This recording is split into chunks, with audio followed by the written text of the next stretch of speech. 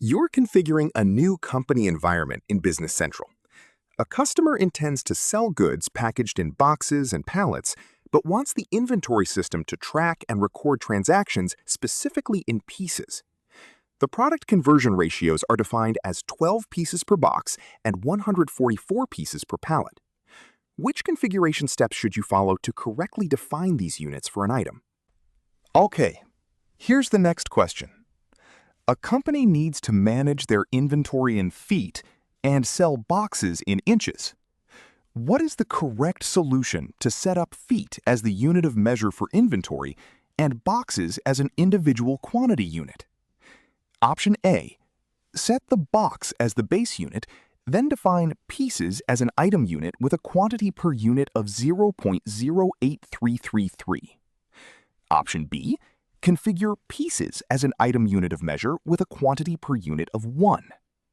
Option C, set the base unit of measure as pieces, then add box as an item unit of measure with a quantity per unit of 12.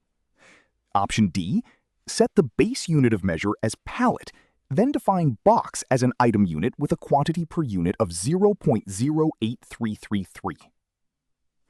Okay, the correct answer here is option C.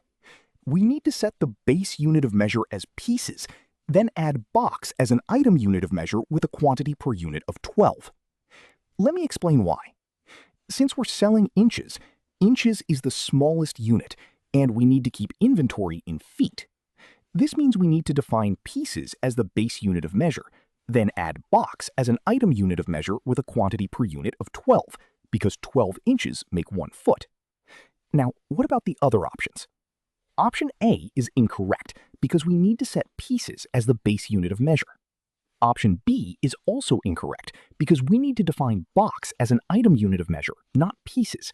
And option D is incorrect because we need to define box as an item unit of measure, not pallet. Essentially, this question asks how to handle multiple units of measure for inventory items in Business Central. You need to determine which unit should be the foundation for tracking and how the relationship between the different packaging types is mathematically structured within the system.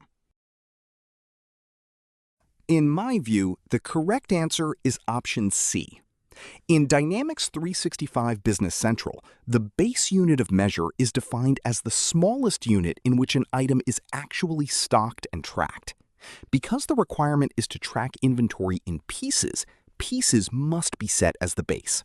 Once that is established, you define larger units, like boxes and pallets, by specifying how many pieces constitute each one. Options A and D are incorrect because they attempt to use a larger packaging type as the base unit, which disrupts accurate inventory tracking and complicates calculations. Option B is also incorrect because simply defining pieces as an item unit of measure does not fulfill the requirement of setting it as the base or establishing the necessary conversion ratios for the boxes and pallets. A helpful exam tip is to remember that in Business Central, always identify your smallest divisible unit of inventory first.